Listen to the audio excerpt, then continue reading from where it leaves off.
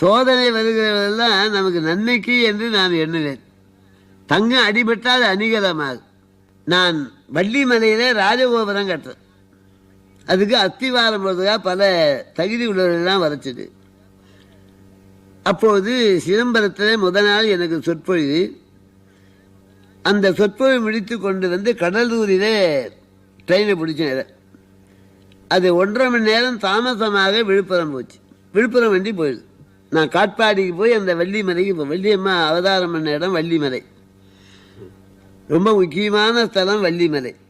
எம்பெருமான் திருவடி பலகாலம் தோய்ந்த இடம். அப்போ இந்த வண்டி போகிறதுக்குள்ளாக அந்த வண்டி போயிடுது. எனக்கு சொல்ல முடியாத துன்பம். ரொம்ப வேதனைப்பட்டேன். அம்மா, உன்னுடைய திருப்பணிக்கு வரனே இப்படி வண்டி தொடர்பு விட்டு போச்சு. என்ன செய்ய முடியும்? அது மலையடிவாரம், தந்தியும் கிடையாது.